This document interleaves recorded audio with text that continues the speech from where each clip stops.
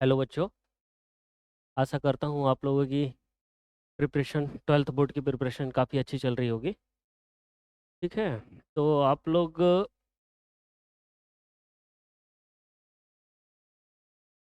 है ना, ये सेकंड लेक्चर है मॉलिक्यूलर बेसिस ऑफ इनहेरिटेंस का, बायोलॉजी। काफ़ी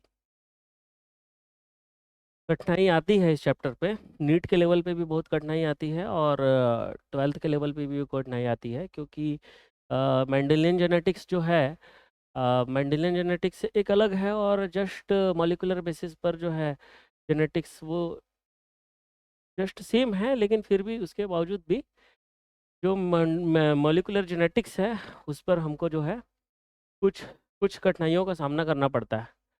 तो आज हम लोग अति लघुत्तरी प्रश्नों का अभ्यास करेंगे, जो 1 नंबर के प्रश्न होते हैं, है ना, 1 अंक के प्रश्न होते हैं, और हम लोग आज बात करेंगे। ठीक है, तो देखते हैं फर्स्ट। और बेटा इस पर ज़्यादा हमको समय ना लेते हुए जल्दी ही क्वेश्चंस सॉल्व करना है। एग्ज़ाम पे क्या होता है, एग्ज़ाम पेपर पे हम लोग 2 नंबर 1 नंबर का जो क्वेश्चन है उसको ज़्यादा लिख देते हैं। जितना उसमें लिखना, जो एक वाक्य का, एक शब्द का जो है क्वेश्चन है, एक वाक्य का क्वेश्चन है, एक शब्दों में जहाँ पर उसको डिस्क्राइब करना है, और आप लोग उसको 1 पन्ने 2 पन्ने से लिख रहे हैं, तो बेटा वो आपको 1 ही नंबर मिलेगा, 1 नंबर से ज़्यादा नहीं मिलेगा, है ना। तो ऐसे जो प्रश्न होते हैं वस्तुनिष्ठ प्रकार के होते हैं, वन लाइनर क्वेश्चन होते हैं, है ना। एक वाक्य पे है और एक शब्दों पे उसका आंसर लिखना है, तो इस तरीके से है, तो उस पर ज़्यादा हमको समय व्यतीत नहीं करना है। ठीक है, जस्ट जो है स्पेसिफिक टर्म्स हैं, स्पेसिफिक आंसर है, उसका आंसर देते हुए आगे बढ़ना है। ठीक है, चलिए। तो सबसे पहला क्वेश्चन है, डीएनए द्विगुणन के पूर्व बनने वाला आरएनए का छोटा खंड क्या कहलाता है। हमने द्विगुणन इससे पहले बात किया है, डीएनए रेप्लिकेशन की बात की है। तो डीएनए रेप्लिकेशन में देखिए 3' to 5', जस्ट ऑपोजिट क्या होगा, 5' to 3'। ठीक है, तो ऐसे 2 लड़ियाँ होती हैं, 2 लड़ियों के बीच में हम लोग जानते हैं क्या होता है। इसको अनट्विस्टिंग के लिए एक एंजाइम होता है जिसको बोलते हैं डीएनए हेलिकेज। ठीक है, पहले भी हम लोग इस पे बात कर चुके हैं। और आरएनए का छोटा सा टुकड़ा जिसको हम लोग बोलते हैं आरएनए प्राइमर, और ये आरएनए प्राइमर के ही द्वारा जो है ना, यहीं से ही हमारा जो है नए डीएनए का बनना स्टार्ट होता है। ठीक है, जैसे एक ऐसा स्ट्रैंड है जिसमें डीएनए लगातार बन रहा है, उसको हम लोग कंटिन्यूस स्ट्रैंड बोलेंगे, और जहाँ पर डीएनए टूट टूट के बन रहा है, रुक रुक के बन रहा है, ऐसा जो जगह है, ऐसा जो स्ट्रैंड है, इसको हम लोग जो है डिसकंटिन्यूस स्ट्रैंड या लैगिंग स्ट्रैंड बोलेंगे। हम लोग इससे पिछले चैप्टर में हम लोग जो बात कर चुके हैं, पिछले वीडियोस में हम लोग बात कर चुके हैं, है ना, रेप्लिकेशन के, डीएनए रेप्लिकेशन की। तो डीएनए द्विगुणन के पूर्व बनने वाला आरएनए का छोटा सा टुकड़ा जिसको हम लोग क्या बोलते हैं, आरएनए प्राइमर। तो देखिए क्या बोलते हैं, आरएनए प्राइमर। ठीक है, नेक्स्ट क्वेश्चन हम लोग देखते हैं, प्रोटीन संश्लेषण के समय अमीनो अम्लों को ढोने वाला आरएनए का नाम बताइए। प्रोटीन संश्लेषण के समय क्या होता है, प्रोटीन संश्लेषण को हम लोग क्या बोलते हैं, अनुलिपीकरण। अनुलिपीकरण, ठीक है। तो अनुलिपीकरण बोलते हैं, तो ये अनुलिपीकरण के दौरान जो अमीनो एसिड्स को, है ना, ढोने वाला, या फिर जो है, देखो सब प्रोटीन सिंथेसिस में होता क्या है ना, यहाँ पर जो है mRNA, tRNA, rRNA, ribosomal RNA, सब आरएनए की यहाँ पर अलग अलग भूमिका होती है प्रोटीन सिंथेसिस। ऐसे देखिए, तो एमआरएनए जो होता है ये क्या करता है, टेम्पलेट, है ना, टेम्पलेट प्रोवाइड करता है। जैसे यहाँ पर डीएनए में डीएनए टेम्पलेट होता है, डीएनए टेम्पलेट में ही सारी जो है रेप्लिकेशन की प्रोसेसेस होती है ना। तो वैसे ही जो है एमआरएनए जो है टीम टेम्पलेट जो है प्रोवाइड करता है, जहाँ से ट्रांसलेशन की अनुलिपीकरण की प्रक्रिया शुरुआत होती है। ठीक है। और जो आरएनए है, राइबोसोमल आरएनए, तो राइबोसोमल आरएनए जो होता है, ये जो है एक स्ट्रक्चरल के भांति संरचनात्मक रूप से ये काम करता है, स्ट्रक्चरल, है ना, या संरचनात्मक रूप से ये काम करता है। ठीक है। और ये एक उत्प्रेरक की भांति भी काम करता है। ठीक है। और टीआरएनए जो होता है वो कैसा काम करता है, वो क्या होता है, अमीनो एसिड, है ना, अमीनो एसिड्स को ले जाने का काम करता है ना, यही अमीनो एसिड्स को ले जाने का काम करेगा। ठीक है। और इसके अलावा ये क्या करेगा, टीआरएनए जेनेटिक कोड है ना, उसको क्या करेगा, कोड करने का काम करेगा। क्या करेगा, कोड करने का, पहचानने का काम करेगा, रिकॉग्नाइजेशन करने का काम करेगा। ठीक है। तो देखिए, प्रोटीन संश्लेषण के समय अमीनो एसिड्स को ढोने वाला आरएनए का नाम बताइए, तो कौन सा है, टीआरएनए। अगर बोलेगा प्रोटीन संश्लेषण के समय टेम्पलेट प्रदान करने वाला, है ना, टेम्पलेट प्रदान करने वाला उसका नाम बताइए, आरएनए का नाम बताइए, तो हम लोग क्या बोलेंगे, एमआरएनए। और प्रोटीन संश्लेषण के समय अगर ऐसा लिखेगा कि संरचनात्मक रूप से या उत्प्रेरक की भांति काम करने वाला आरएनए का नाम बताएंगे, तो हम लोग क्या बताएंगे, आरआरएनए, राइबोसोमल आरएनए हम लोग बताएंगे। ठीक है ना। नेक्स्ट क्वेश्चन हम लोग देखते हैं, थर्ड नंबर जो है, रेगुलेटर, ऑपरेटर, प्रमोटर और संरचनात्मक जीनों को हम लोग एक साथ क्या कहते हैं। तो देखिए, इसको हम लोग क्या कहते हैं, इसमें हम लोग बात करते हैं। ठीक है। तो देखिए देखिए रेगुलेटर, ऑपरेटर, प्रमोटर और संरचनात्मक जीनों को एक साथ क्या कहते हैं। देखो, एक सिस्टम होता है जिसको हम बोलते हैं हम लोग lac operon system, operon system. ठीक है। ये लैक ओपेरॉन सिस्टम में जो क्या क्या होता है, दो तरीके का, है ना, यहाँ पर जो है सिस्टम होता है। सिस्टम में जो है दो तरीके के यहाँ पर हम लोग को अवयव दिखाई देंगे। पहला चीज जो है ना, एक होता है रिप्रेशर प्रोटीन, ठीक है, और एक होता है ऑपरेटर जो ऑपरेट करेगा। ठीक है, लैक ऑपरेशन सिस्टम में अगर हम लोग बात करें यहाँ पर जो है जीन कैसे कैसे होंगे, एक होता है रेगुलेटरी या नियामक जीन, जिसको आई जीन बोलते हैं। ठीक है। एक हो, तीन जो होते हैं यहाँ पर स्ट्रक्चरल जीन होते हैं। क्या होते हैं, तीन स्ट्रक्चरल जीन होते हैं। संरचनात्मक जीन, जिसको क्या बोलते हैं, संरचनात्मक क्या जीन होते हैं। ये तीन जो है संरचनात्मक जीन, जैसे आपका जेड जीन, है ना, वाई जीन, ए जीन, है ना, इस प्रकार के यहाँ पर जीन होंगे। देखो, तो क्या बोल रहा है कि रेगुलेटर, देखिए रेगुलेटरी नियामक जीन, रेगुलेटर जीन, नियामक जीन, ऑपरेटर, देखिए बेटो, ऑपरेटर, देखिए इधर देखिए, ऑपरेटर, है ना, और संरचनात्मक जीन, संरचनात्मक जीन यहाँ पर एक दो तीन है, जेड जीन, वाई जीन, ए जीन, इस तरीके से यहाँ पर जीन यहाँ पर मिलेंगे। तो ये पूरा सिस्टम क्या है, लैक ओपेरॉन सिस्टम। तो इस प्रकार का जो है तंत्र क्या कहलाएगा, ओपेरॉन कहलाएगा। ठीक है। तो इसमें किसी प्रकार का समस्या बच्चों, है ना। तो एक नंबर का जो क्वेश्चन है, अगर मैं इस तरीके से बता रहा हूँ, ताकि अगर 2 नंबर में कन्वर्ट हो गया, 3 नंबर में कन्वर्ट हो गया, तो आप इसमें जो है इन ब्रीफ चीजें लिख सकते हैं, है ना। चलिए, नेक्स्ट क्वेश्चन हम लोग देखते हैं, डीएनए से एमआरएनए के बनने की क्रिया क्या कहलाती है। देखिए, मैंने आपको बताया था बच्चों पिछले क्लास में, जब डीएनए अपने जैसा हूबहू एक वैसा ही का वैसा डीएनए का प्रतिकृतिकरण करेगा, तो इसको हम लोग क्या बोलते हैं, डीएनए रेप्लिकेशन बोलते हैं। क्या बोलते हैं, डीएनए रेप्लिकेशन हम लोग इसको बोलते हैं। ठीक है।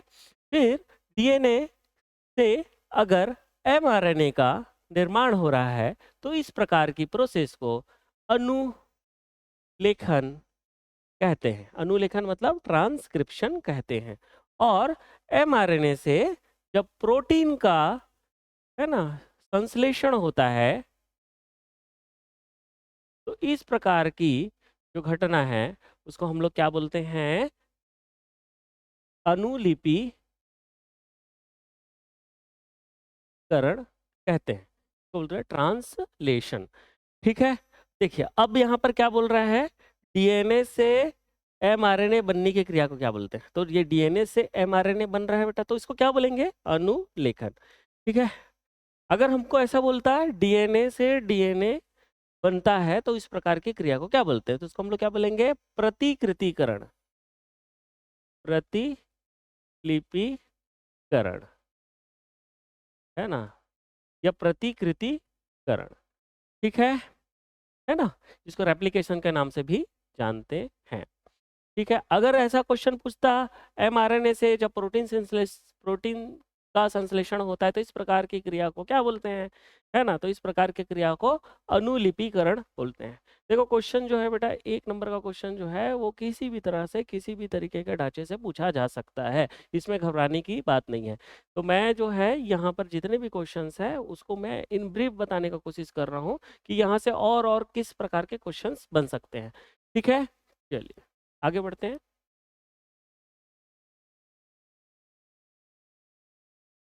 है ना, तो नेक्स्ट क्वेश्चन है, प्रोटीन संश्लेषण में संभारम करने वाले अमीनो अम्ल का नाम बताइए। प्रोटीन संश्लेषण में संभारम, संभारम मतलब शुभारंभ, है ना, प्रारंभ करने वाला, है ना, प्रारंभ करने वाला, है ना, अमीनो अम्ल का नाम बताइए। तो देखिए ये ऐसा कैसा होता है, प्रोकैरियोट, प्रोकैरियोट जो एक कोशिकीय होते हैं, एक कोशिकीय। तो बेटा जो एक कोशिकीय होते हैं, एक कोशिकीय होता है इसमें AUG, आओ जी।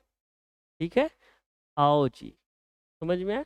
तो जो प्रोटीन संश्लेषण की क्रिया में संभारम करने वाला अमीनो अम्ल का नाम बताओगे तो हम लोग क्या बोलेंगे? देखो जो आरंभ करते हैं, जो प्रारंभ करते हैं, तो उसको हम लोग कैसे बोलते हैं? गेट पे कोई है तो हम लोग उसको क्या बोलोगे? आओ जी। क्या बोलेंगे? आओ जी। तो संभारम कैसे होगा? जब आप आएंगे तभी होगा। तो याद रखना, जो प्रोटीन संश्लेषण जो है ना, संभारम करने वाले कोडोन का नाम अगर अब पूछा जाए तो क्या होगा? वो AUG, है ना, अगर कोडोन का नाम पूछा जाए तो AUG। और संभारम करने वाले अमीनो अम्ल का नाम अगर पूछा जाए तो वहां पर जो होता है मेथियोनिन। देखिए जो एक कोडोन होता है जिसका नाम जो है क्या है, ये एक दरवाजे पे खड़ा हुआ है और प्रारंभन करना चाह रहा है, इनिशिएशन की प्रोसेस स्टार्ट करनी चाह रही है, मतलब प्रोटीन संश्लेषण का जो है शुरुआत जो है, प्रारंभ जो है करने वाले कोडोन का नाम जो है AUG, आओ जी। और वो कोडोन जो है किसको कोड करता है? एक अमीनो अम्ल जो है जिसका नाम होता है मिथियोनिन। क्या है? मिथियोनिन। तो मिथियोनिन को कौन कोड करता है? आओ जी। तो मेथियोनिन, तो मेथियोनिन नामक एक अमीनो अम्ल होता है जिसको कौन कोड करता है? आओ जी। तो प्रोटीन संश्लेषण में संभारम करने वाले अमीनो अम्ल का नाम अगर हम लोग पूछा जाए तो वो क्या है? मिथियोनिन। और संभारम करने वाले कोडोन का नाम पूछा जाए तो उसका नाम क्या है? AUG, आओ जी। ठीक है, चलिए क्वेश्चन नंबर 6 जो है, आरएनए से डीएनए के संश्लेषण की प्रक्रिया क्या कहलाती है? बिल्कुल अभी जस्ट हम लोग ने देखा, है ना, जस्ट अभी देखा। इसको हम लोग क्या बोलते हैं? आरएनए से डीएनए की संश्लेषण की क्रिया क्या कहलाती है? देखो डीएनए से जब नया डीएनए बनता है तो उसको हम लोग क्या बोलते हैं? रेप्लिकेशन। रेप्लिकेशन हम लोग जानते हैं, रेप्लिकेशन क्या होता है? इसको प्रतिकृतिकरण कहते बोलते हैं, प्रतिकृतिकरण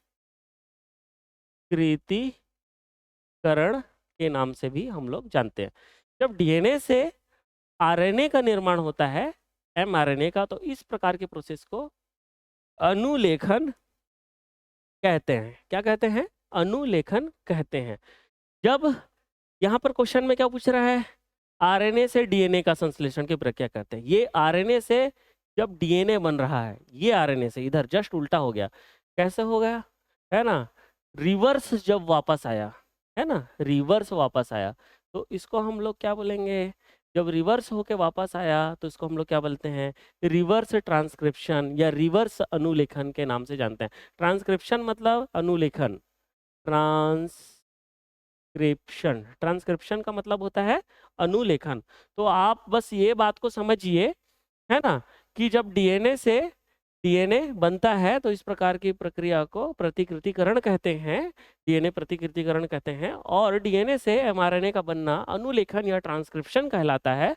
और एमआरएनए से वापस जब डीएनए बनता है तो इस प्रकार का, देखो रिवर्स होके वो वापस आ रहा है, तो देखो रिवर्स ट्रांसक्रिप्शन इसको हम लोग इसकी कहेंगे। इस प्रक्रिया को हम लोग क्या कहेंगे? रिवर्स ट्रांसक्रिप्शन कहेंगे। ठीक है। अगेन जो है संधारण कोडोन, मतलब ऐसा कोडोन जो प्रोटीन संश्लेषण को स्टार्ट करता है, प्रोटीन संश्लेषण को शुरुआत करने वाला कोडोन जो है का नाम बताइए बोल रहा है, जिसको हम लोग क्या बोलते हैं? संधारण कोडोन। क्या बोलते हैं? संधारण कोडोन, और इंग्लिश में बोलते हैं इनिशिएशन कोडोन। क्या बोलते हैं? Initiation codon. तो इनिशिएशन कोडोन का वही होता है ना, दरवाजे में कोई खड़ा है और टक टक बोल रहे हैं, तो आप उसको बोलोगे जाओ? नहीं बोलोगे, आप बोलोगे आओ जी। क्या बोलोगे? आओ जी। ठीक है। तो आओ जी मतलब AUG, AUG। ठीक है। ये क्या है? एडिनिन, यूरेसिल एंड ग्वानिन, तीन जो है नाइट्रोजनस बेस से क्या बनता है? इस प्रकार का कोडोन बनता है, जिसको हम लोग बोलते हैं आओजी। तो आओजी हमेशा क्या है? संधारण कोडोन होता है। नहीं समझे? चलिए ठीक है, आगे बढ़ते हैं। नेक्स्ट जो है, नेक्स्ट क्वेश्चन है, देखिए नेक्स्ट क्वेश्चन की बात करते हैं। डीएनए आनुवांशिक पदार्थ है, कल भी मैंने बताया था, कल भी मैंने आपको बताया था। ठीक है। तो डीएनए एक आनुवांशिक पदार्थ है, इस बात को किसने बताया था? सिर्फ और सिर्फ जो है इसी बात को, बस एक ऐसा स्टेटमेंट आया था नीट 2023 में, यही स्टेटमेंट आया था डायरेक्ट कि डीएनए एक आनुवांशिक पदार्थ है। किसने बताया? तो डीएनए एक आनुवांशिक पदार्थ है, ये बात जो है हर्षा और चेस ने बताया था। हर्षा जानते होगे, आपकी क्लास में होगी हर्षा, तो याद रखना। कौन? क्या बोलोगे? डीएनए आनुवांशिक पदार्थ है करके, है ना? तो कौन दिया डीएनए आनुवांशिक पदार्थ है करके, ऐसा कौन बताओगे? Hershey and Chase. देखिए, Hershey and Chase, Alfred Hershey and Martha Chase. तो ये एक क्वेश्चन आया था 2023 में, ये क्वेश्चन आ चुका है, वो नीट पे आया है। ठीक है। चलिए, अगर आप लोग के बोर्ड एग्जाम में भी आया तो आप लोग बता सकते हैं। ठीक है। चलिए, नेक्स्ट क्वेश्चन है, डीएनए में शर्करा फॉस्फोरिक अम्ल के मिलने से कौन सा बंध बनता है? डीएनए मैंने बताया था पिछली क्लास में, जैसे डीएनए जो है, डीएनए कैसे बनता है? न्यूक्लियोटाइड से मिलकर बनता है ना, बहुत सारे न्यूक्लियोटाइड से मिलकर बनता है डीएनए। नहीं समझे?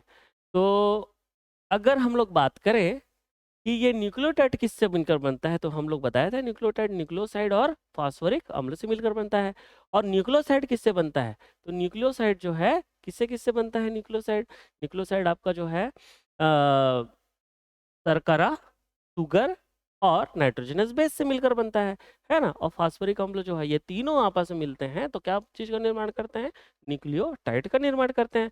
चलिए, तो यहाँ पर बोल रहा है डीएनए में शर्करा एवं फास्फोरिक अम्ल के बीच कौन सा बंध होता है? तो देखिए, हम लोग इसको निकालने का कोशिश करते हैं। जैसे, है ना, शुगर है कितने कार्बन वाला? 5 कार्बन वाला, है ना। तो इसके साथ जो है एक अगर नाइट्रोजनस बेस में कौन जुड़ गया? एडिनिन जुड़ गया। कौन जुड़ गया? एडिनिन जुड़ सकता है, ग्वानिन जुड़ सकता है, मतलब ये क्या है? एक नाइट्रोजनस बेस है ना, नाइट्रोजन युक्त क्षार है। ठीक है। और ये कैसा है? ये क्या है? शर्करा है। क्या है? शर्करा है। और इसके 5वें नंबर के कार्बन से कौन जुड़ता है? फॉस्फेट। कौन जुड़ता है? P for phosphate. ठीक है। चलिए, P फॉर फॉस्फेट। ठीक है। तो देखिए, अब इसमें क्वेश्चन पूछ रहा है शर्करा और फास्फोरिक अम्ल के मध्य कौन सा बंध बनता है? तो देखिए मैं आपको बता देता हूँ, है ना? ये शर्करा है और शर्करा और इसके बीच में क्या होगा? एक बंध है जिसका नाम होता है फॉस्फो एस्टर बॉन्ड। हिंदी में लिख देता हूँ, फॉस्फो एस्टर बंध। तो फॉस्फो एस्टर बंध जो होता है, क्या करता है ये? फॉस्फो एस्टर बंध क्या करता है ना? ये शर्करा और फास्फोरिक अम्ल के बीच में बनने वाला बंध है। अगर पूछा जाए शर्करा और नाइट्रोजनस बेस के बीच बनने वाला बंध जो है, उसको हम लोग क्या बोलेंगे? एन ग्लाइकोसिडिक बंध। क्या बोलेंगे? एन ग्लाइकोसिडिक बंध। तो इसमें आप आंसर लगाइए, क्या है? डीएनए से, डीएनए में शर्करा और फास्फोरिक अम्ल के बाद कौन सा बंध है? फॉस्फोडाइएस्टर बंध। क्या है? Phosphodiester bond. ठीक है। यहाँ पर दो एस्टर अगर होंगे तो डाई एस्टर, अगर एक एस्टर ग्रुप होगा तो एक एस्टर फॉस्फो एस्टर, है ना? और दो होंगे तो फॉस्फोडाइएस्टर बॉन्ड। ठीक है, चलिए नेक्स्ट क्वेश्चन है रिवर्स ट्रांसक्रिप्टेज की खोज। अभी रिवर्स ट्रांसक्रिप्टेज का मतलब अभी बताया था ना मैंने। देखिए, डीएनए से जब एमआरएनए का निर्माण होता है तो इस प्रोसेस को हम लोग क्या बोलते हैं? प्रोसेस को हम लोग क्या बोलते हैं? ट्रांसक्रिप्शन। और अगर एमआरएनए से फिर से डीएनए बन गया, रिवर्स हो गए, तो इसको प्रोसेस को हम लोग क्या बोलेंगे? Reverse transcriptase. Reverse transcriptase. ठीक है, चलिए, है ना? तो इसकी खोज किसने की? एक वैज्ञानिक है, टेमिन और बाल्टीमोर। ठीक है, तो रिवर्स ट्रांसक्रिप्टेज जो है ना, डेविड बाल्टीमोर और हावर्ड टेमिन, है ना? तो क्या है? टेमिन है, बाल्टी लेके कहाँ गई, है ना? बाल्टी लेके किसकी खोज करने गई? रिवर्स ट्रांसक्रिप्टेज की खोज की, है ना? अगर टेमिन बाल्टी लेके किसकी खोज करने गई? रिवर्स ट्रांसक्रिप्टेज की खोज की। ठीक है, चलिए, और कोई दिक्कत? चलिए आगे बढ़ते हैं। नेक्स्ट क्वेश्चन जो है यहाँ पर,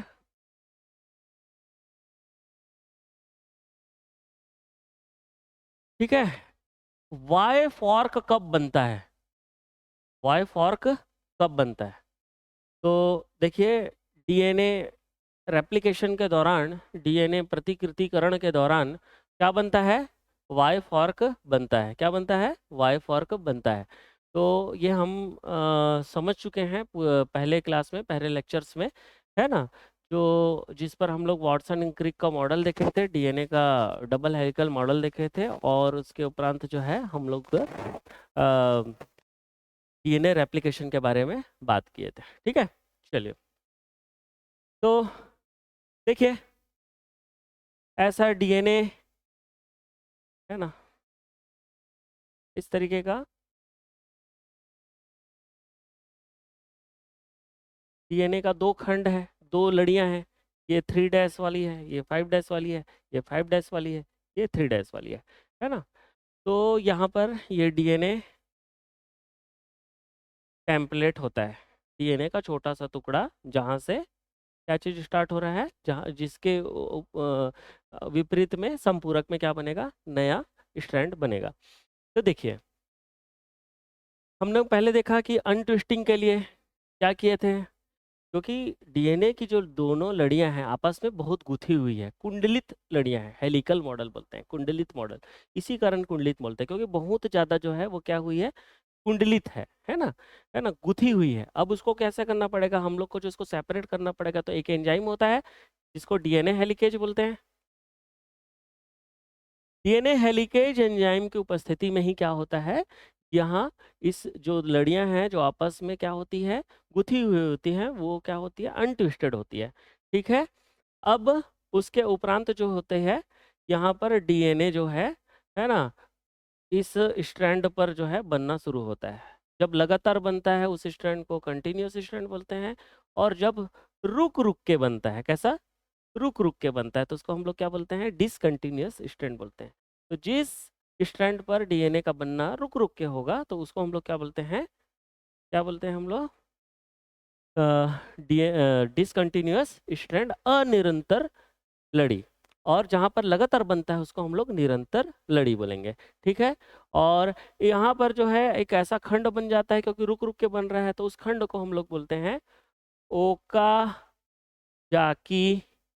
क्या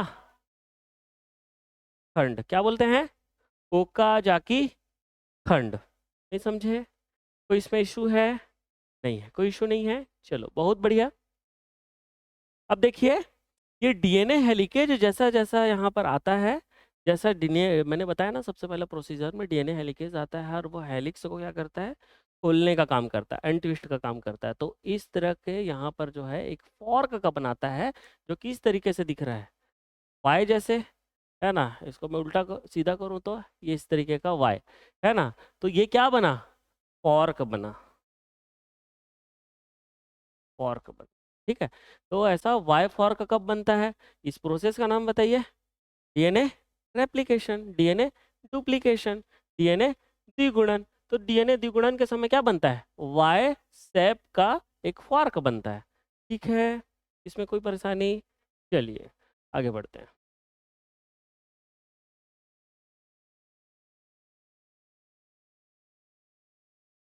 डीएनए प्रतिलिपिकरण में डीएनए के दोनों स्ट्रैंड के अलग होने की प्रक्रिया क्या कहलाती है। देखिए जब उच्च तापमान में डीएनए की स्ट्रैंड को गर्म करेंगे तो डीएनए का जो स्ट्रैंड जो होता है आपस में कैसे जुड़ा होता है, हाँ, हाइड्रोजन बॉन्ड से जुड़ा होता है, ठीक है। जैसे guanine cytosine, guanine cytosine, adenine thymine, ठीक है। तो यहाँ पर जो है जो नाइट्रोजनस बेस होते हैं लड़ियों में उपस्थित नाइट्रोजनस बेस आपके संपूरक लड़ी के नाइट्रोजनस बेस से हाइड्रोजन बॉन्ड से जुड़ता है।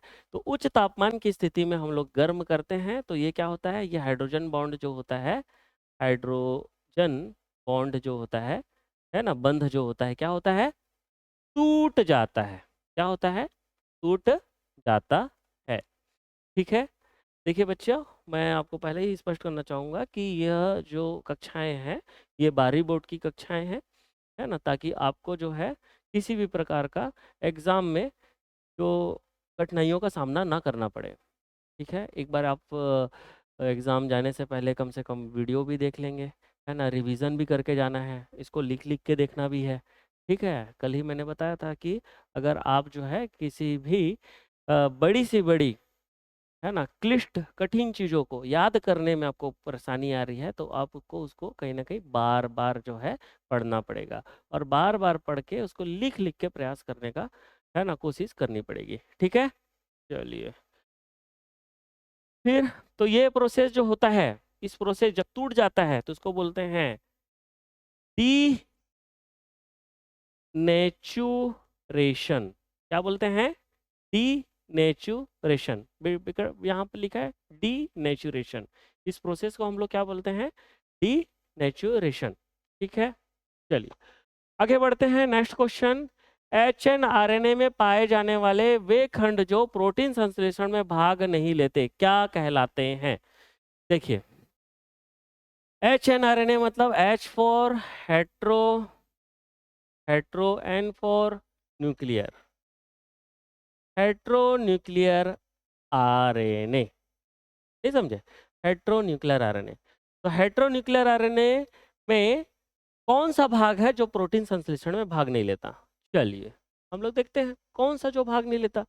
देखिए क्या होता है, जब हेट्रोन्यूक्लियर आरएनए को हम लोग ऐसे बताना चाहें किसके माध्यम से, अगर एक डायग्राम के माध्यम से बताना चाहें तो यहाँ पर दो पार्ट से मिलकर बना होता है, एक होता है एक्सॉन और एक होता है इंट्रॉन, फिर एक्सॉन होता है, फिर होता है इंट्रॉन, है ना। अब देखिए एक्सॉन और इंट्रॉन से मिलकर क्या बना है अपना H N R N A. तो भाई ये H N R N A जो होता है वो क्या होता है, HNRNA। तो HNRNA जो होता है उसमें क्या होता है, जब ये एक अक्रिय, इनएक्टिवेट, अक्रिय, है ना, अक्रिय अवस्था में होता है, जब यह तुरंत जो RNA mRNA बनता है वो अक्रिय अवस्था, इनएक्टिवेटेड फॉर्म पे होता है। लेकिन यहाँ पर एक प्रोसेस होता है जिसको बोलते हैं स्प्लाइसिंग। इस स्प्लाइसिंग प्रोसेस से क्या होता है, जब इंट्रॉन जो है क्या बाहर की ओर जो निकल जाता है, इस प्रोसेस को हम लोग क्या बोलते हैं, स्प्लाइसिंग। क्या बोलते हैं, स्प्लाइसिंग। तो इस प्रोसेस में क्या होता है, एक्सॉन्स और इंट्रॉन, तो इंट्रॉन जो है बाहर निकल जाता है, यहाँ से भी इंट्रॉन ऐसे बाहर निकल जाएगा, ठीक है, तो इसको बोलते हैं स्प्लाइसिंग। तो इस प्रोसेस में क्या होता है, सिर्फ क्या बच जाता है, एक्सॉन, एक्सॉन। तो जो सक्रिय HNRNA होगा उसमें सिर्फ और सिर्फ कैसा होगा, एक्सॉन, एक्सॉन, एक्सॉन, एक्सॉन। तो वहां पर जो है यही mRNA, यही HNRNA किस में पार्टिसिपेट करता है, प्रोटीन संश्लेषण में,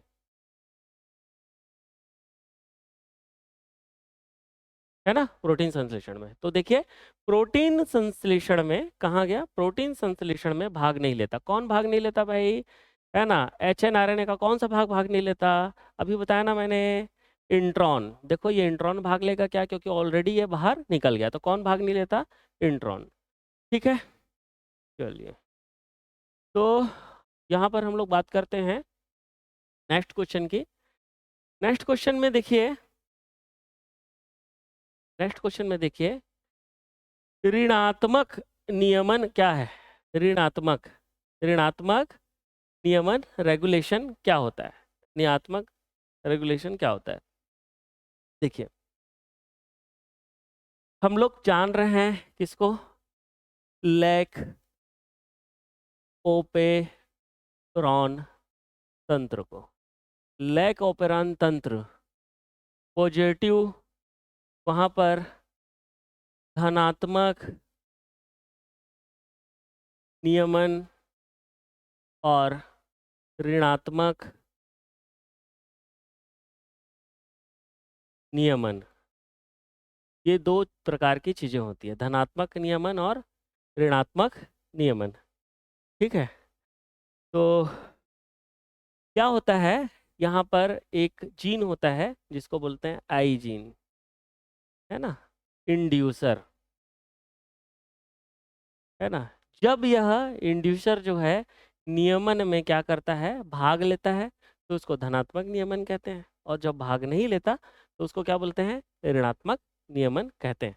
तो देखिए इस नियमन में नियामक जीन का, नियामक जीन मतलब कि आपका रेगुलेटरी जीन का उत्पाद जीन की अभिव्यक्ति को रोक देता है, जैसे किसमें, लैकोपेरॉन में, ठीक है। तो ये क्या है कि ऋणात्मक में क्या होगा, जिसमें आई जीन जो है पार्टिसिपेट नहीं करेगा, है ना, और आई जीन पार्टिसिपेट नहीं करेगा। देखो नियामक जीन का, जो नियामक जीन होते हैं अगर वो पार्टिसिपेट नहीं करेंगे तो क्या होगा, क्या होगा, आपका ऋणात्मक नियमन होगा, और वहाँ पर जो है किसी भी प्रकार का अनुलेखन और अनुलिपीकरण की प्रक्रिया नहीं होगी, ठीक है। लेग ऑपरेशन सिस्टम में अगर हम लोग बात करें तो क्या होता है ना, एक ऑपरेटर होता है और दूसरा रिप्रेसर प्रोटीन होता है। तो जो रिप्रेसर प्रोटीन होता है वो क्या करता है, ऑपरेटर को जाकर क्या करता है, संदगमित कर देता है, वहाँ पर जाके जुड़ जाता है, और आरएनए पॉलीमरेज जो एंजाइम होता है उसको क्या करता है, रोक देता है। और जब आरएनए पॉलीमरेज एंजाइम नहीं होगा तो क्या डीएनए से एमआरएनए का निर्माण नहीं होगा, है ना, और एमआरएनए से प्रोटीन का संश्लेषण नहीं होगा। तो ये पूरी प्रोसेस जो है रुक जाती है ऋणात्मक नियमन में, ठीक है। और धनात्मक नियमन में जान रहे हैं कि ये सारी प्रोसेस होगी। तो ये किस में होता है, लेक ऑपरन सिस्टम में, ठीक है। चलिए अगेन जो है हम लोग और बात करते हैं,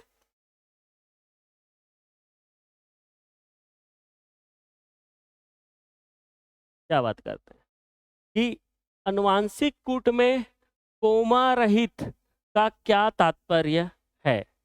कोमा रहित मतलब वहां पर कोमा नहीं होगा, है ना, कूट में, कूट मतलब कोडोन में, अनुवांशिक जेनेटिक कोडोन में कोमा रहित का क्या तात्पर्य है। तो दो कोडॉन के बीच विराम नहीं होता, और एक के बाद दूसरा कोडॉन तुरंत प्रारंभ हो जाता है। कोमा रहित का ये सिर्फ मतलब है कि, है ना, कूट में जैसे कि 3 नाइट्रोजनस बेस से मिलकर क्या बनता है, एक कोडॉन बनता है ना। और जस्ट इसके बाद दूसरा कोडॉन होगा तो कैसे होगा, वो भी जो है त्रिक की उसमें होगा, ट्रिपलेट की फॉर्म में होगा, त्रिक के रूप में, 1 2 3। ठीक है ना, 1 2 3 ऐसे मिलकर क्या बनाएंगे, कोडॉन। कोडॉन, ठीक है। चलिए, दूसरा चीज है क्या है, अरे बीच बीच में क्या होता है, आप लोग को एनर्जी बूस्ट लेना पड़ेगा। Energy boost in the sense जो है, मुंह धो के आइए, है ना। Energy boost in the sense मतलब कि देखो क्या है कि पढ़ते पढ़ते जो है उबना हो जाता है ना, मन नहीं लगता, थोड़ा सा चीज़ें जो है, पढ़ाई हमेशा जो है अच्छी लगती नहीं है, पढ़ाई जो है हमेशा जो है बुरी लगती ठीक है ना। रात में दूध पीने बोलो, दिन में दूध पीने बोलो, नहीं पीना है दूध, दूध में कैल्शियम होता है भाई, है ना। ठीक है, और उसके अलावा भी बहुत सारे जो हैं प्रचुर मात्रा में वहाँ पर जो पोषक पदार्थ होते हैं, है ना। ठीक है, पोषक तत्व होते हैं। ठीक है, तो आप लोग अच्छी चीज़ों को नहीं करना चाहेंगे, ठीक है। ठीक है, ये खैर उम्र ही वैसा है, तो इसमें ऐसा चीज़ें जो है हो जाती है। ठीक है, अब क्या है, क्लास के बीच में क्या होता है बच्चों, नींद आने लगती है। तो नींद इसलिए आने लगती है क्योंकि आप लोग जो है प्रॉपर टाइम पे मॉर्निंग में उठते नहीं हो, और प्रॉपर मॉर्निंग में उठ के मॉर्निंग वॉक करना पड़ता है। मॉर्निंग वॉक करेंगे, है ना, सुबह की हवा लाखों रुपयों की दवा। ठीक है, सुबह मॉर्निंग में क्या होता है कि आप जैसे मॉर्निंग में टहलने निकलेंगे, दौड़ने निकलेंगे, थोड़ा सा एक्सरसाइज करेंगे, तो क्या होता है कि ऑक्सीजन जो है हमारे ब्लड में ज़्यादा से ज़्यादा क्या होता है, घुलित हो जाता है, मिल जाता है, और ऑक्सीजन जो है वैसे ही हमारे शरीर के बॉडी के हर पार्ट में चला जाता है। ठीक है, तो किसी भी प्रकार का जो है अगर हमको कंसंट्रेशन में, ध्यान में परेशानी आती है, तो ये सारी चीज़ जो है तभी हो सकती है। पहला चीज़, आपका पढ़ाई में मन नहीं लगता। दूसरा चीज़, अगर पढ़ाई करने के बावजूद भी याद नहीं हो रहा है, तो ऐसा क्यों हो रहा है, क्योंकि आपका जो दैनिक दिनचर्या है ना, डेली लाइफ स्टाइल है, कहीं ना कहीं प्रभावित है। तो मॉर्निंग में आपको उठना है, एक छात्र धर्म को निभाना भी बहुत जरूरी है। जब तक आप छात्र हैं, अच्छे से डॉक्टर, इंजीनियर, है ना, आईएएस आईपीएस बन गए, उसके बाद आप नौकरी में चले गए या बड़े बड़े नौकरियों में चले गए, है ना। ठीक है, तो बात अलग है।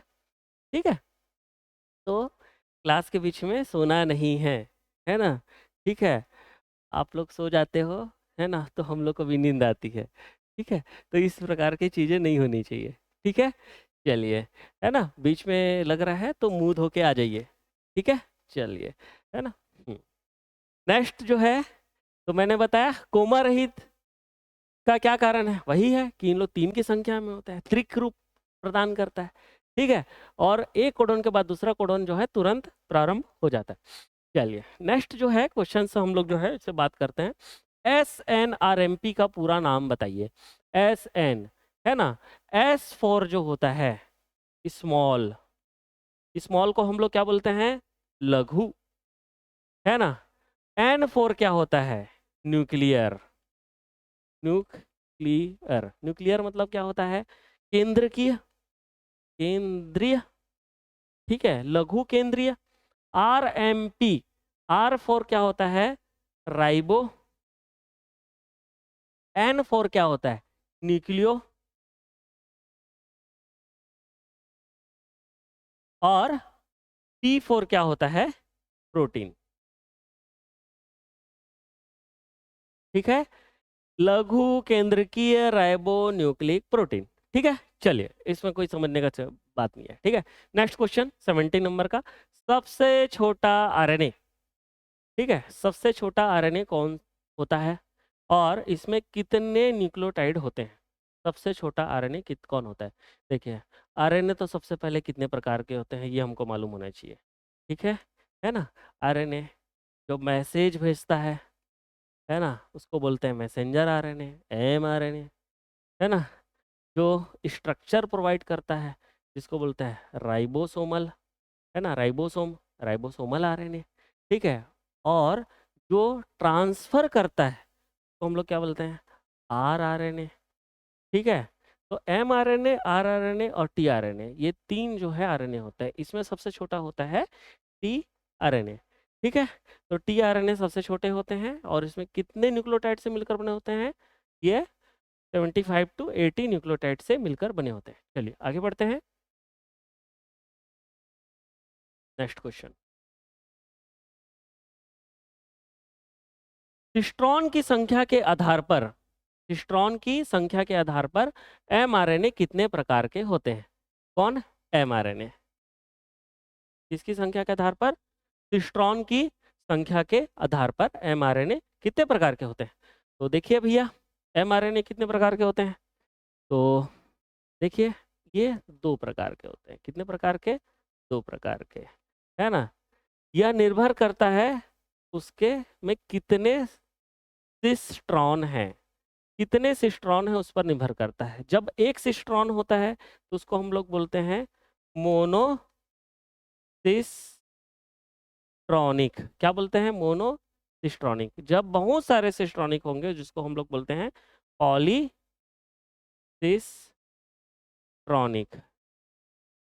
क्या बोलते हैं? Polycistronic, monocistronic. नहीं समझे? तो सिस्ट्रॉन की संख्या के आधार पर mRNA कितने प्रकार के होते हैं? 2 प्रकार के होते हैं, मोनोसिस्ट्रॉनिक और पॉलीसिस्ट्रॉनिक। ठीक है, इस पे भी कोई समस्या? सिस्ट्रॉन जितने होंगे, अगर एक होंगे तो मोनोसिस्ट्रॉनिक, बहुत सारे होंगे तो पॉलीसिस्ट्रॉनिक। चलिए बहुत बढ़िया, आगे बढ़ते हैं।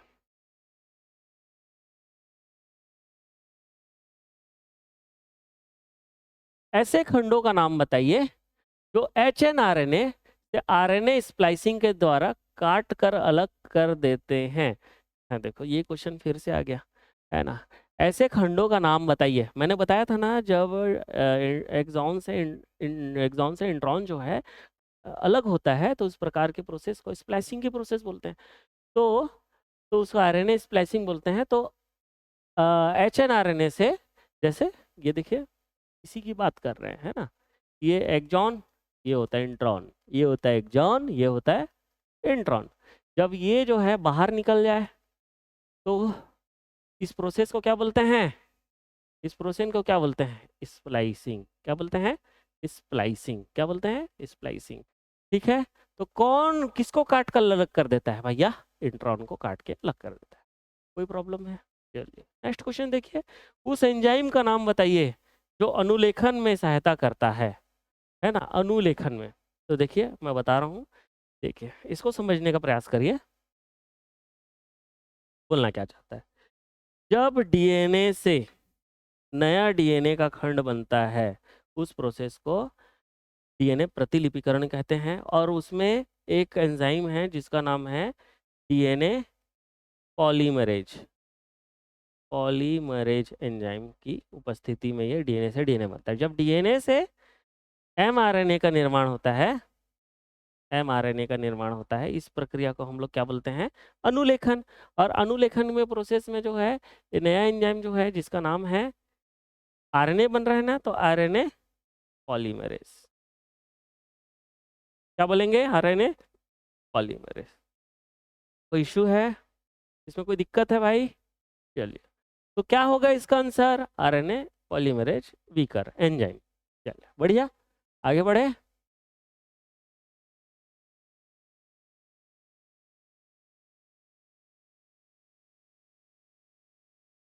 तो जितने 1 नंबर के क्वेश्चंस हैं उसको हम लोग जो है देख लेते हैं, ठीक है। क्वेश्चंस नंबर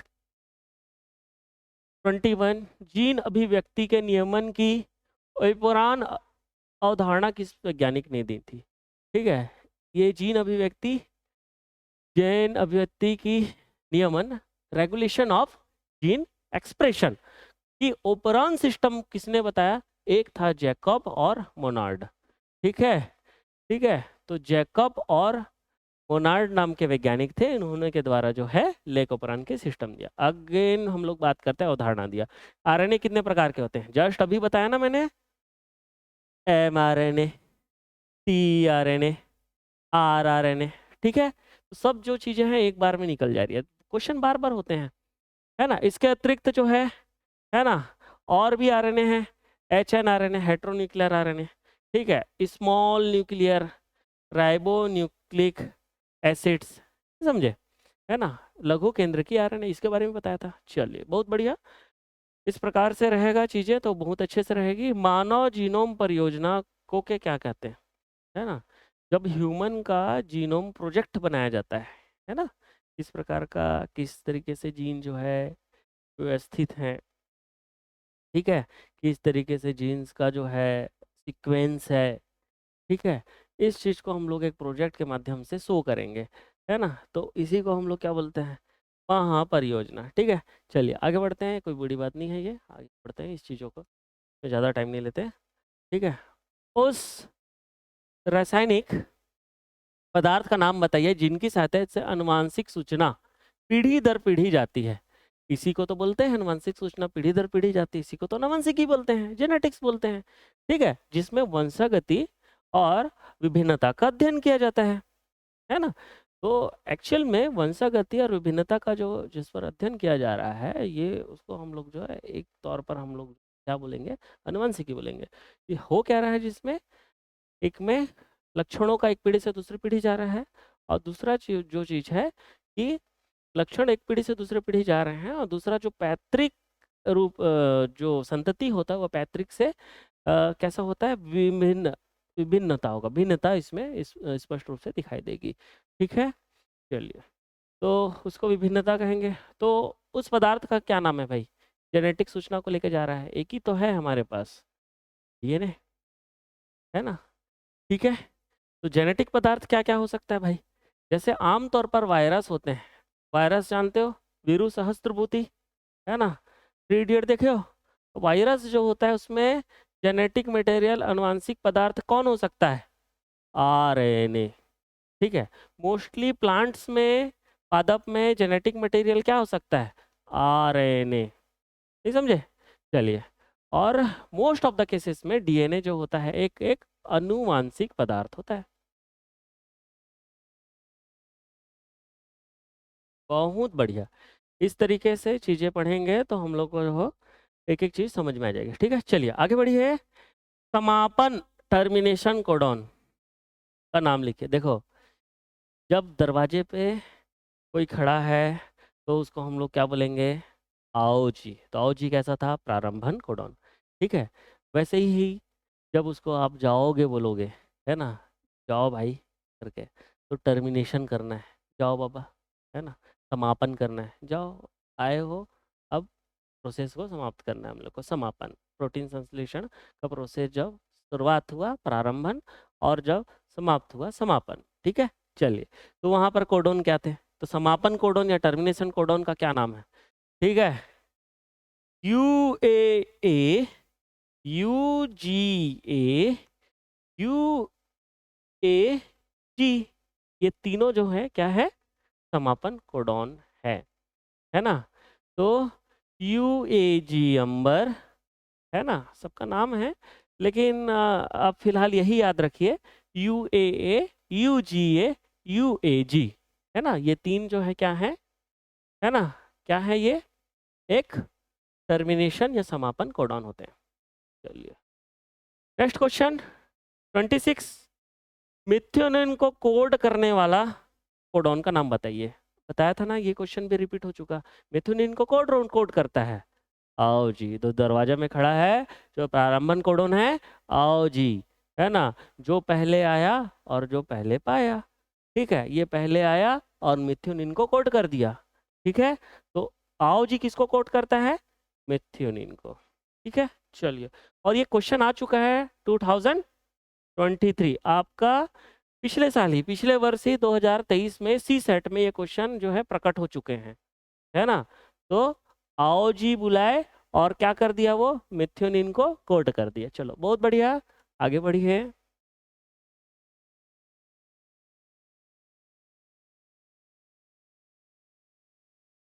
क्या है, ज़्यादा से ज़्यादा जो है क्वेश्चंस पर ध्यान दीजिए, जितने ज़्यादा क्वेश्चंस हम लोग करेंगे आपको जो है एग्ज़ाम में वैसे ही हमको करना पड़ेगा, ठीक है। चलिए, तो बीच बीच पे जो है क्या है कि टहल के आइए, है ना, ताकि जो है आपको जो है नींद आ रही होगी, तो नींद जो है क्या होगी, टूट जाएगी, ठीक है। देखो कंसंट्रेशन करना बहुत जरूरी है। 2 महीना 1 महीना एग्जाम को बचा है ना।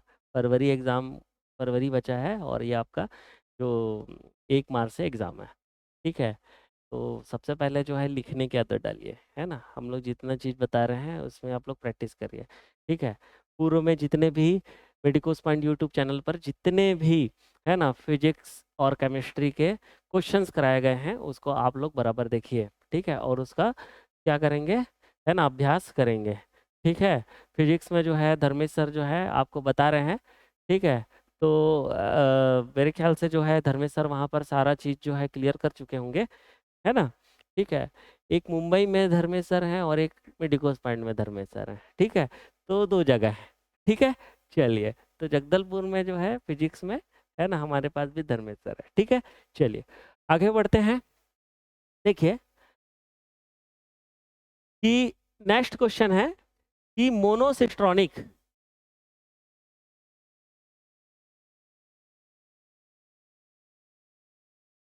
ओहो इतना बड़ा नहीं होना चाहिए, बताएंगे कैसे आप लोग को, है ना, गड़बड़ हो जाएगा। तो क्या है मोनोसिस्ट्रॉनिक किसे कहते हैं भाई।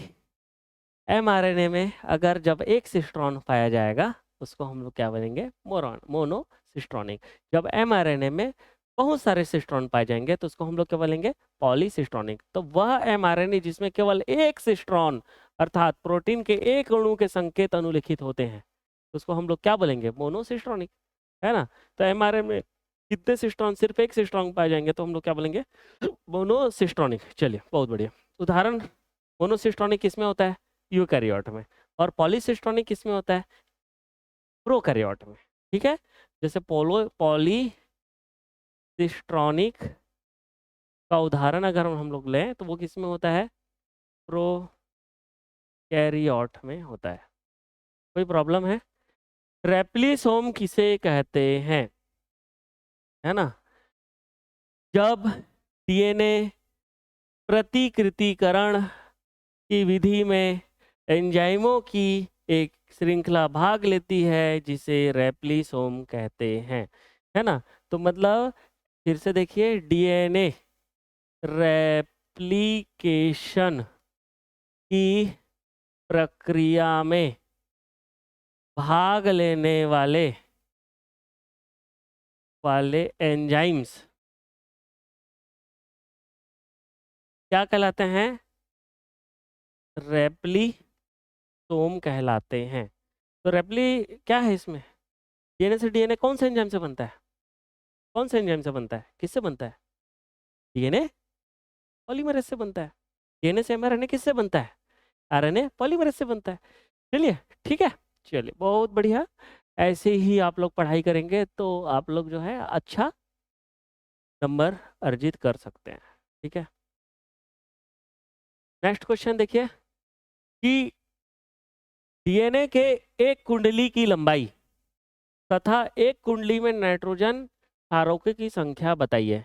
अरे हम लोग बात नहीं किया था ना, हम लोग ने एक बात किया था कि मतलब ये डीएनए के एक कुंडली की लंबाई, मैंने आपको बताया था ना, जिसको हम लोग क्या बोलते हैं, पिच। क्या बोलते हैं, पिच। देखिए ऐसे दो क्या हैं, कुंडली है, ये 2 स्ट्रैंड है, ये स्ट्रैंड है। एक कुंडली को हम लोग क्या बोलते हैं, एक पीच बोलते हैं। क्या बोलते हैं, पीच के नाम से जानते हैं। इस पीच की लंबाई कितनी होती है, 34 एंगस्ट्रॉन्ग या फिर 3.4 नैनोमीटर, 3.4 नैनोमीटर। ठीक है, एंगस्ट्रॉन्ग। तो देखो लंबाई एंगस्ट्रॉन्ग में दी है और ये एक पीच में टोटल कितने कितने नाइट्रोजिनस बेस होंगे, क्षार होंगे। तो मैंने बताया था ना 10 नाइट्रोजिनस बेस होंगे। कितने, 10। तो देखिए ना यहाँ पे लिखा है ना कि संख्या कितनी है, क्षारकों की संख्या 10। तो फिर से एक बार आप जो है उसको देखेंगे, थोड़ा सा जो है वो पिछले लेक्चर्स में आप लोगों को कठिन लगा होगा, है ना। लेकिन कठिन इसलिए हम लोग जो है दीर्घ उत्तरीय प्रश्नों को पहले कर लिए ताकि ये लघु उत्तरीय प्रश्नों को जो करने में ज़्यादा समय नहीं लगेगा। ठीक है, किसी भी जब जो हम लोग देखते हैं क्वेश्चन पेपर हम लोग बनाते हैं तो ये क्वेश्चन पेपर को जो हमसे बनता है उसी को पहले हम लोग को बनाना चाहिए। ठीक है, क्योंकि उस पर हमारा जो है कमांड ज़्यादा अच्छे से रहेगा। दूसरा चीज़ जो है उसके अलावा जो है हमको जो 50-50 जो है आधा अधूरा जिस पर है, फिर उसके बाद हम उसको देखेंगे, है ना? और इसी प्रकार जो है पूरा क्वेश्चन पेपर जो आपने हल कर लेंगे, ठीक है? मुश्किल से जो है 25-26 क्वेश्चन आते हैं, ठीक है? 1-1 नंबर के क्वेश्चन आते हैं, 2-2 नंबर के क्वेश्चन आते हैं, 3-3 नंबर के, 4 नंबर के, 5 नंबर के, ऐसा ही जो है आपका पैटर्न है एग्ज़ाम का, ठीक है? तो 1-1 नंबर का जो क्वेश्चन है उसमें ज़्यादा समय नहीं लेना है, 2-2 नंबर का क्वेश्चन है ज़्यादा समय नहीं लेना है ना? 1 नंबर के क्वेश्चन में 1 पन्ना, 2 पन्ना, 3 पन्ना लिखने से भी कोई मतलब नहीं है। उसमें सिर्फ़ जो है स्पेसिफ़िक चीज़ों को पूछा जाता है ना? और आप उसमें 2, 3, 4 पन्ना लिखोगे तो मिले 1 नंबर का है तो 1 ही नंबर मिलेगा, उससे ज़्यादा नहीं मिलेगा। ठीक है?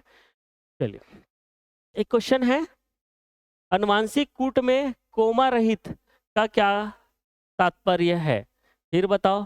2 कोडॉन के बीच विराम नहीं होता है। फिर से अगेन वही क्वेश्चन है। तो 2 कोडॉन के बीच अपने के पास विराम नहीं होता, कोमा रहित, कोमा नहीं होता। ऐसे मान के चलिए AUG, UUU, UUA, UUG। तो ऐसे जो है कैसे होंगे? वो सीधे-सीधे एक के बाद दूसरा, दूसरे के बाद तीसरा, तीसरे के बाद चौथा। तो इसमें कोमा नहीं हो, विराम नहीं होता भैया, है ना? ये आराम-आराम नहीं करते हैं।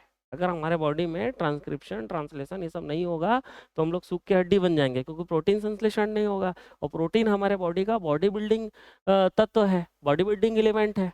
ठीक है? देखिए, खाने का हमारे शरीर में अगर खाने के तौर पे हम लोग बात करें तो 3 मेजर कंपोनेंट होते हैं? 4 मेजर कंपोनेंट होते हैं।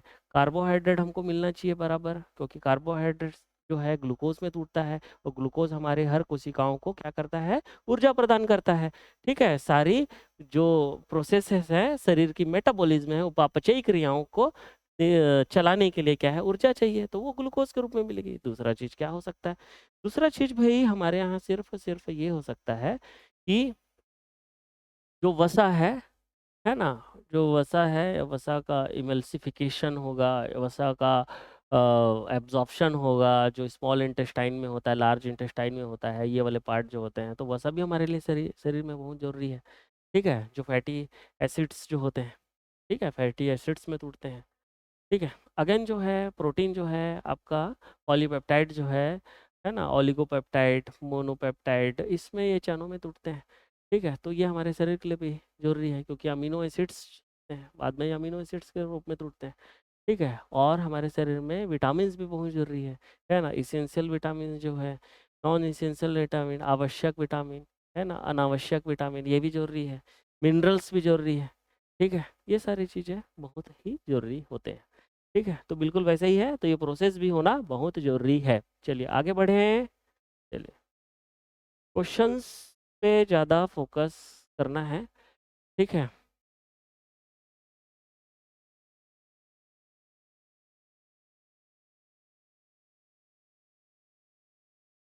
चलिए, कितना टाइम हो गया? कित 8 बज गया। चलिए, अ, आगे और बढ़ते हैं, और कुछ क्वेश्चंस हैं, इस सेगमेंट को हम लोग पूरे करने का कोशिश करते हैं, फिर नेक्स्ट सेगमेंट जो है लघुत्तरी प्रश्नों का होगा। तो इतने क्वेश्चन जो हैं जो आपके जो मॉलिक्यूलर बेसिस ऑफ इनहेरिटेंस जो है, वंशागति का आणविक आधार जो है, इसमें 1 नंबर का क्वेश्चन ये काफ़ी है। इससे ज़्यादा जो है सकते हैं कि मैक्सिमम टाइप ऑफ क्वेश्चंस इसी प्रकार से आएंगे और इससे ज़्यादा नहीं आएंगे। ठीक है?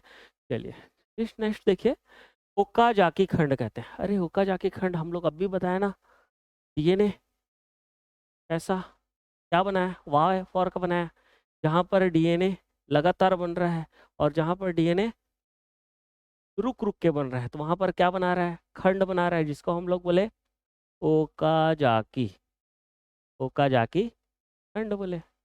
तो किसे कहते हैं? इसे ही ओकाजाकी खंड कहते हैं। और देखो मजे की बात बताइए, 2023 में बी सेट में आ गया, यहीं से 2 क्वेश्चन आ गया, बी सेट में आ गया, है ना? 1-1 नंबर का क्वेश्चन यहीं से आ गया।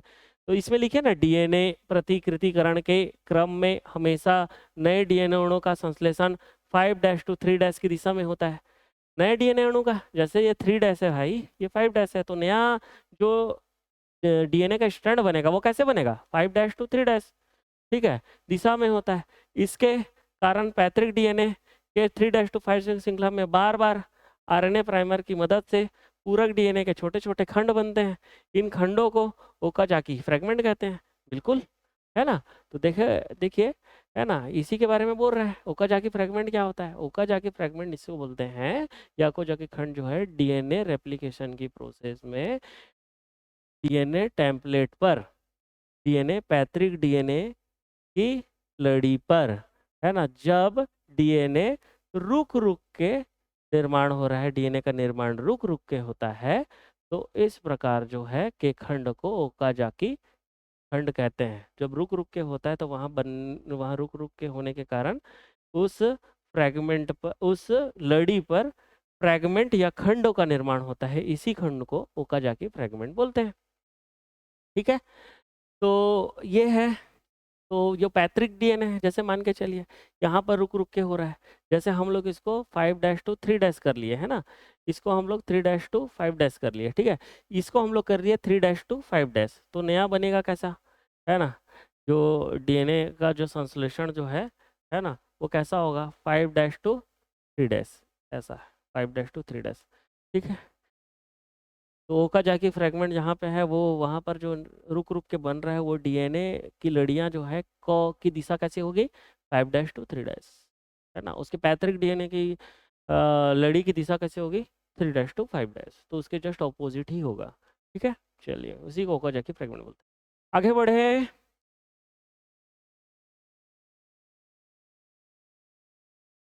लघु उत्तरीय प्रश्न जो 2 नंबर के आते हैं। चलिए फिर इसमें भी ज़्यादा भांजना नहीं है भाई, हाँ, इसमें भी ज़्यादा लिख लोगे तो आपको जितना नंबर है उतना नंबर ही मिलेगा, उससे ज़्यादा मिलने वाला तो है नहीं। ठीक है ना, उससे ज़्यादा मिलेगा भी नहीं, और अपन उस पर ज़्यादा उम्मीद भी नहीं कर सकते। ठीक है, चलिए। एक पिक्चर आई थी लक्ष्य, ऋतिक रोशन की, है ना। पहले वो क्या था, उसके जीवन में कोई लक्ष्य नहीं था। पिक्चर का नाम देखिए, लक्ष्य। ठीक है, जीवन में लक्ष्य होना बहुत जरूरी है। तो उसके जीवन में कोई लक्ष्य नहीं, उसने नेशनल डिफेंस एकेडमी का एग्ज़ाम दिया, है ना, और उसे उत्तीर्ण कर लिया, और नेशनल डिफेंस एकेडमी में पहुंच गया। ठीक है, और नेशनल डिफेंस एकेडमी में तीनों सेनाओं में, है ना, आपकी भर्ती होती है, तीनों सेनाओं के लिए भर्ती होती है। जैसे आप वहाँ पर जाने के बाद, है ना, कौन सी सेना में आप जाना चाहते हो, यह आप वहाँ पर बताएंगे। ठीक है ना, आपको वहाँ पर ऑप्शन भरना पड़ता है। तो जैसे एनडीए पे जैसे आप गए, एनडीए पे सेलेक्ट होके, है ना, तो वहाँ पर जो ट्रेनिंग होती है, बेसिक ट्रेनिंग्स होती है ना, फाउंडेशन ट्रेनिंग्स होती है। फाउंडेशन ट्रेनिंग्स के दौरान जो होता है वहाँ पर जो है अ, वायु सेना के लिए, थल सेना के लिए, नौसेना के लिए, है ना, जल सेना के लिए, यहाँ पर जो है आप जाएंगे, और वहाँ पर जो है सीधे सीधे जो है कमीशन्ड ऑफिसर बनते हैं। कमीशन्ड ऑफिसर, है ना, राजपत्रित अधिकारी होते हैं। ठीक है, तो कमीशन्ड ऑफिसर जो है ना, लेफ्टिनेंट के बेस रैंक से आप स्टार्ट हो जाओगे कमीशन्ड ऑफिसर, तो आपको कमीशन मिलता है, आप जो है फाउंडेशन कोर्स कंप्लीट कर लेंगे तो। ठीक है, तो वहाँ पर उसको बहुत सारी समस्याओं का, देखो, आप सोचते हैं कि हम लोग को पास हो जाएंगे, पास होने के बाद जो है असली समस्या है कि जीवन में कैरियर के रूप पे, कैरियर के तौर पे आपके आपके पास क्या संभावना है ना, प्रश्नवाचक चिन्ह है भाई ये, है ना। प्रश्नवाचक चिन्ह नहीं, आपको समझ में आना चाहिए कि हमको क्या करना है। जीव विज्ञान है, सीधा सीधा समझ में आता है कि हम जो है आगे जो है किस पर जा सकते हैं, मेडिकल के क्षेत्र पे अच्छा कर सकते हैं, है ना। डॉक्टर नहीं बने तो डॉक्टर के अलावा भी बहुत सारी चीज़ें होती है जो मेडिकल के क्षेत्र पे होती है, तो वहाँ से आप काम कर सकते हैं। ठीक है, तो यहाँ पर ऑप्शन है, संभावनाएं हैं करियर के लिए, करियर ऑप्शन बहुत सारे हैं मेडिकल में, है ना, जीव विज्ञान के छात्रों के लिए। ठीक है ना। तो लघुत्तरी प्रश्नों पे हम लोग बात करते हैं।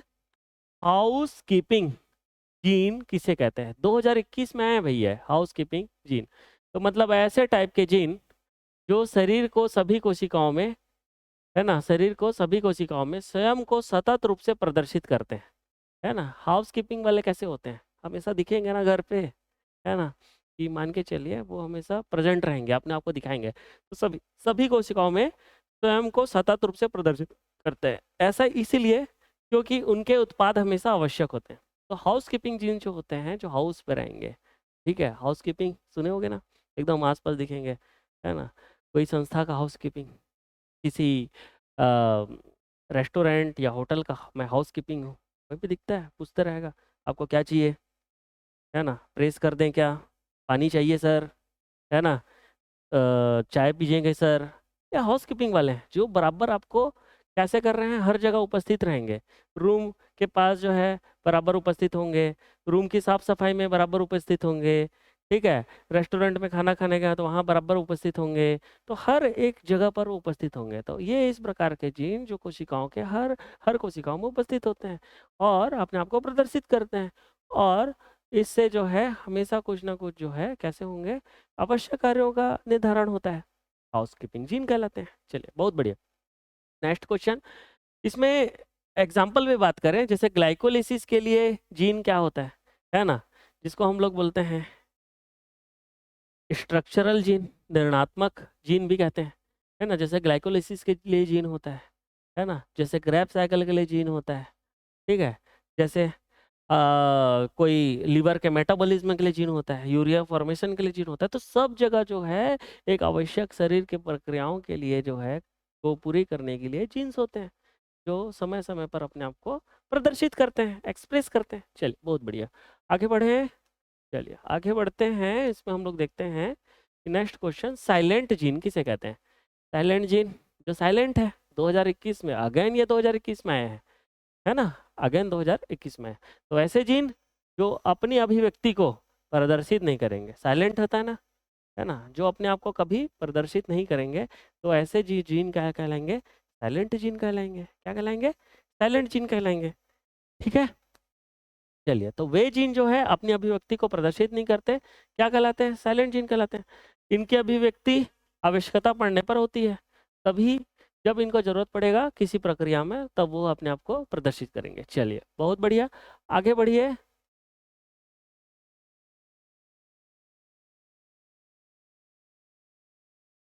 ऑन्कोजीन किसे कहते हैं, ऑन्कोजीन किसे कहते हैं, देखिए ऑन्को, ऑन्को, है ना, ऑन्को, ठीक है, तो ऑन्कोजीन किसे कहते हैं, ऑन्कोजीन, ठीक है, एक जीन है जो सामान्य कोशिकाओं में उपस्थित होता है, हाउसकीपिंग जीन, और एक ऐसे जीन जो हैं जो सामान्य कोशिकाओं में अनियमित, है ना, ग्रोथ करेंगे, है ना, इरेगुलर ग्रोथ करेंगे, इरेगुलर वृद्धि करेंगे, ठीक है। कैंसर में क्या होता है ना, जैसे मुंह का कैंसर, ये इतना बड़ा से दिखेगा, है ना, जैसे किसी भी ऑर्गन का अंदर का कैंसर, है ना, तो वो क्या करती है, वहाँ की जो सामान्य कोशिकाएं होती है वो क्या करती है, उसका आउट ग्रोथ और उसका इरेगुलर ग्रोथ, है ना, और अनियंत्रित, ठीक है, जिसमें कोई नियंत्रण नहीं रहता, ऐसे ग्रोथ रहेंगे, है ना। सेल डिवीजन जो होता है, कोशिका विभाजन जो होता है, एक नियंत्रण में होता है, लेकिन एक ऐसा जीन जिसको बोलते हैं ऑन्कोजीन, जो सामान्य कोशिकाओं में अनियंत्रित वृद्धि करेंगे, अनियंत्रित ग्रोथ करेंगे, है ना, और अनियंत्रित जो संख्या जो है आपस में बढ़ाने का प्रयास करेंगे, ठीक है। इस प्रकार का जीन जो है कैंसर ऑन्कोजीन कहलाता है। ऐसा किसमें होता है, कैंसर, है ना, कैंसर के जीन होते हैं, कैंसर्स में ऐसा होता है। तो ऑन्कोजीन कुछ विषाणुई जीन कैसे होते हैं, विषाणु वाले जीन होते हैं, जो अनियंत्रित समसूत्री विभाजन को प्रेरित करते हैं, है ना, कोशिका विभाजन को प्रेरित करते हैं, ठीक है, और पोषक कोशिकाओं में कैंसर पैदा करते हैं, जिन्हें ऑन्कोजीन कहते हैं, ठीक है। चलिए, ये भी समझ में आ गया आप लोग को, कैसे लिखना है चीजें समझ में समझिए, है ना। तो कोशिका विभाजन में, कोशिका विभाजन के प्रकार होते हैं समसूत्री विभाजन, अर्धसूत्री विभाजन। तो समसूत्री विभाजन में कुछ ज्यादा से ज्यादा करने से क्या होगा, जैसे कोशिका, जैसे वहां पर जो है दो है, दो को चार, चार को आठ, आठ को सोलह, सोलह को बत्तीस, बत्तीस को चौंसठ, चौंसठ को 128, 128 को 256, 512, 1028, इस तरीके से लगातार वृद्धि करते हैं। समसूत्री विभाजन ऐसे होता है ना। तो जो सामान्य कोशिका होगी कैसी है, उसमें ग्रोथ, एबनॉर्मल ग्रोथ दिखाई देगा। चलिए बढ़िया, आगे बढ़े।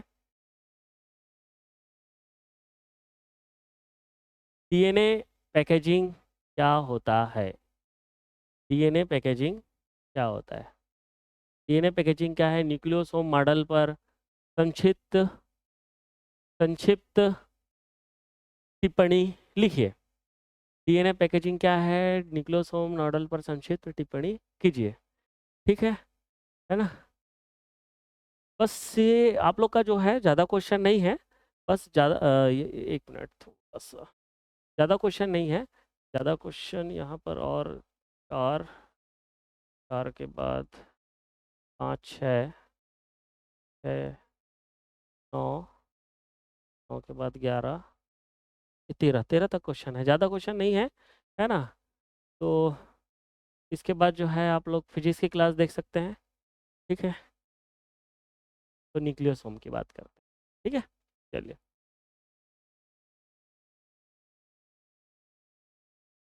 नीट की क्लासेस जस्ट अलग अलग से होती है, नीट की क्लासेस है ना, मैं आपको पहले ही बता रहा हूँ, नीट की क्लासेस जो है जस्ट अलग ही है ना। इसमें आप चीज़ें ये नहीं सोचेंगे कि ये नीट की क्लासेस हैं, ये हम लोग 12th पैटर्न से बता रहे हैं। जब नीट की क्लासेस चलेगी, जब आप लोग क्रैश कोर्स में आएंगे, तो उस दौरान जो है हम लोग जो है नीट की क्लासेस में किस तरीके से यहाँ पर जो हम लोग पढ़ाई करेंगे, ये हम लोग देखेंगे।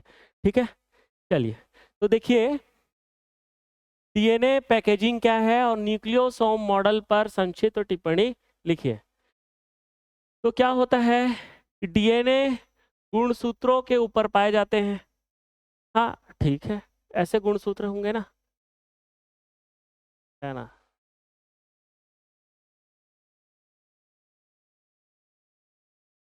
गुणसूत्रों के ऊपर ऐसे पाए जाएंगे, चलिए ठीक है, बहुत बढ़िया।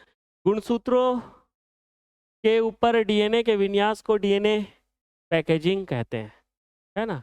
तो यहाँ पर जो है, इसको जब हम लोग बड़ा करेंगे, तो यहाँ पर जो है ये हिस्टोन प्रोटीन होता है, हिस्टोन प्रोटीन।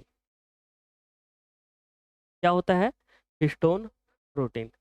तो ये हिस्टोन प्रोटीन होता है, इसके चारों ओर क्या होता है, डीएनए का स्ट्रैंड जो होता है, वो आपस में एक दूसरे को क्या करता है, उसको गोल घुमा के रखता है, गोल घुमाता है उसके ऊपर, उसके चारों ओर रहता है, और एक पैकेजिंग करता है, और ये सारा का सारा पैकेजिंग जो है न्यूक्लियस में जाकर करना रहता है।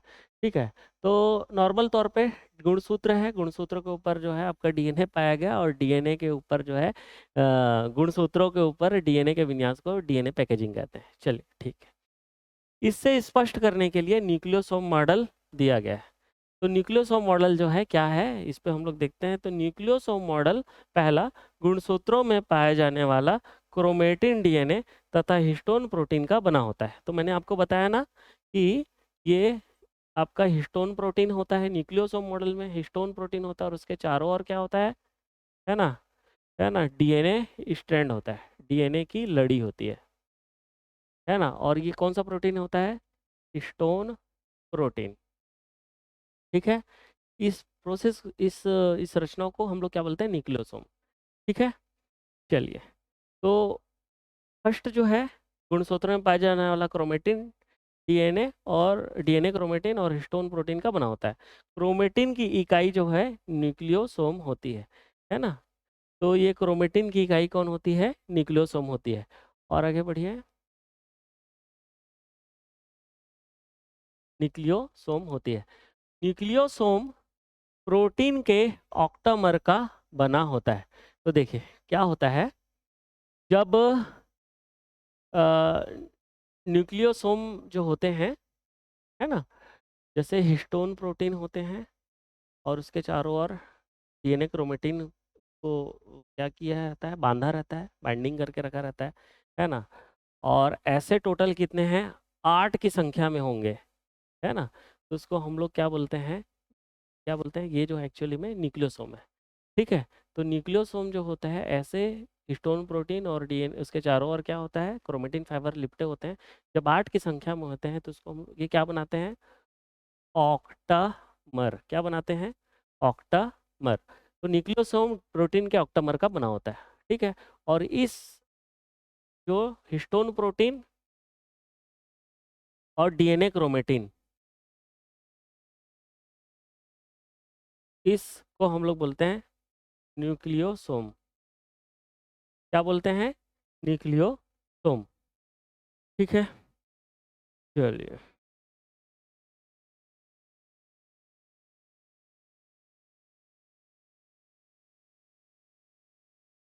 ये बार बार इस तरफ होता।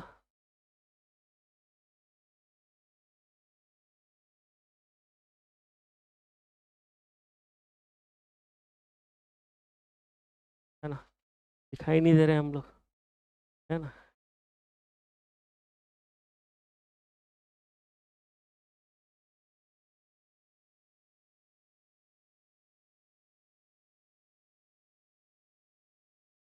चल, तो न्यूक्लियोसोम बोलते हैं, ठीक है। चलिए, तो हिस्टोन प्रोटीन के चारों ओर क्या है, डीएनए क्रोमेटिन क्या है, बंधा हुआ रहता है ना, वो उसको बांध के रखता है हिस्टोन प्रोटीन। उसके बाद इस संरचना को न्यूक्लियोसोम बोलते हैं, और जब 8 की संख्या में है तो इसको न्यूक्लियोसोम ऑक्टामर बोलते हैं, ठीक है। समझ में आया? तो न्यूक्लियोसोम हिस्टोन प्रोटीन और डीएनए क्रोमेटिन फाइबर से मिलकर बना होता है। चलिए, ये देखिए, यही चीज़ है। तो ये हिस्टोन प्रोटीन होता है। अरे, क्या होता है, हिस्टोन प्रोटीन होता है, हिस्टोन, ठीक है। उसके चारों ओर कौन होता है, हिस्टोन प्रोटीन के चारों ओर कौन होता है, डीएनए, ठीक है। और ये पूरा संरचना को न्यूक्लियोसोम बोलते हैं, ठीक है। चलिए, ठीक है, यही न्यूक्लियोसोम मॉडल है। फिर अगेन, प्रोटीन ऑक्टोमर के ऊपर डीएनए लिपटा होता है, प्रोटीन ऑक्टोमर के ऊपर डीएनए लिपटा हुआ होता है, इसी ऑक्टोमर के ऊपर डीएनए लिपटा होता है। और डीएनए, लिंकर डीएनए के साथ एक अणु हाइड्रोजन एथेन जुड़ा होता है, ठीक है। हाइड्रोजन एथेन जुड़ा होता है, ठीक है। चलिए, ये बढ़िया।